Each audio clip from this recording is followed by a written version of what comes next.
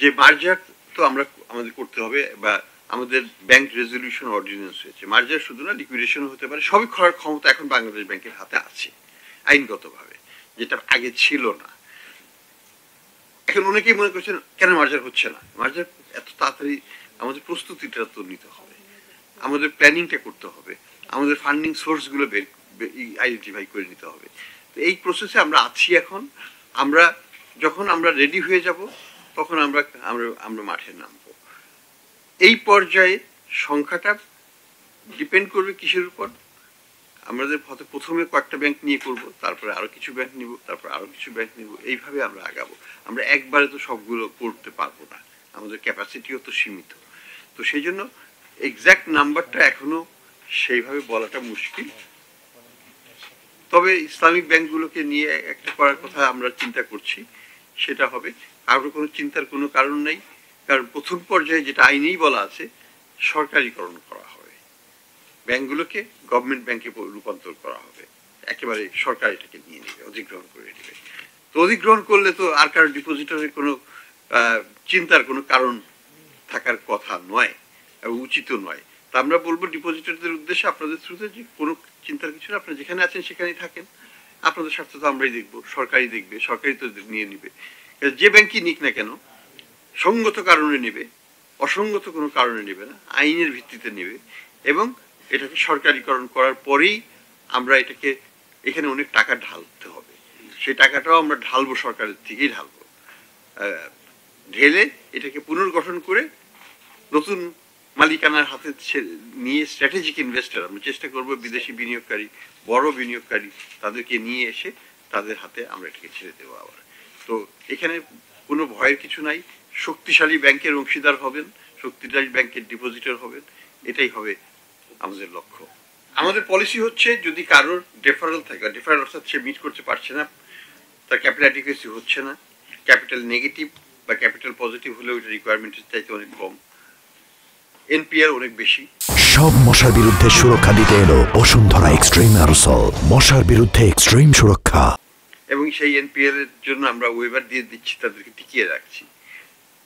এই সিচুয়েশনে এই অর্থটা তাদের যে লাভ হবে, অপারেশনাল প্রফিটটা হবে, অপারেটিং প্রফিট, সেটা ওই ব্যাংকেই রাখতে হবে ডিপোজিটরদের স্বার্থে। ব্যাংকটাকে শক্তিশালী করতে হবে। ডিভিডেন্ড দেওয়াটা তো লক্ষ্য না, ডিভিডেন্ড সেকেন্ডারি। ব্যাংক বাঁচানো হচ্ছে, জনগণের ডিপোজিটরের স্বার্থ রক্ষা করা হচ্ছে প্রাইমারি অবজেক্টিভ। তো সেই দৃষ্টিকোণ থেকে আমরা এটা করেছি। এখন যারা এটা করেন আগে মাপ পেয়ে গেছে বলে এবার পাবে, সেটা নয়। আমার ব্যাংকের ডিপোজিটরের টাকা আমি লস করছি আর আমি ডিভিডেন্ড দিয়ে দিব, সরকারকে ট্যাক্স দিয়ে দিচ্ছি, এটা কোন আইনে কিভাবে এটা আমি জাস্টিফাই করব? আগে তো আমাকে ডিপোজিটরের স্বার্থ রক্ষা করতে হবে। কাজেই আমি যদি আমার এনপিএল কভার করতে না পারি, যতদিন পর্যন্ত না পারি, যদি 3 বছর লাগে 3 বছর দিতে পারবে না তারা ডিভিডেন্ড, তাদের কভার করতে হবে। তাদেরকে তাদের যে ক্যাপিটাল অ্যাডিকুয়েসি রিকোয়ারমেন্ট নেগেটিভ থেকে পজিটিভ, পজিটিভ থেকে আমাদের টার্গেট লেভেলে নিতে হবে। সেটা 12.5 হোক, সেটা 15 হোক, যাই হোক, সেটাই তখনকার টার্গেট যেটাই হবে সেটাকে মিট করতে হবে। এটা মিট করার পরে তারা স্বাচ্ছন্দ্যে তারা ডিভিডেন্ড দিতে পারবে, সেখানে তো কোনো অসুবিধা নাই। ইবিএল 35% দিয়েছে, তারা দিয়েছে, দেয়ার প্রেরোগেটিভ, আমার তো কিছু বলার নাই। আপনি রোজগার করেন, আমাদের রিকোয়ারমেন্ট মিট করেন, জনগণের ডিপোজিটরের স্বার্থ রক্ষা করেন, তারপরে লভ্যাংশ নেবেন, তার আগে নয়। ঢাকা ব্যাংকে দেওয়া হয়েছে, আমরা দেখলাম যে অল্প একটু, এটা কত মানে 0.12 বা 0.13% তাদের কম ছিল রিকোয়ার্ড ক্যাপিটাল অ্যাডিকুয়েসি থেকে। সবসময় একটা জিনিস আছে যে গ্রেস পিরিয়ডের কথা বলা হয় না, গ্রেস নাম্বারের কথা বলা হয় না। আমাদের ঢাকা ইউনিভার্সিটিতেও ছিল যে 600 নম্বরে ফার্স্ট ক্লাস, বা একজন 597 বা 598 পেল, 3 নম্বর পর্যন্ত গ্রেস দেওয়া হয়।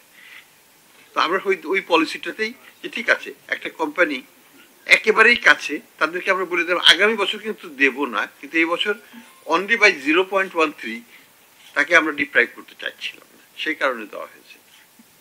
এটা কোনো ফেভারিটিজমের বিষয় নয়, এটা অবজেক্টিভ ভিত্তিতে দেওয়া হয়েছে। They are too close to meet that.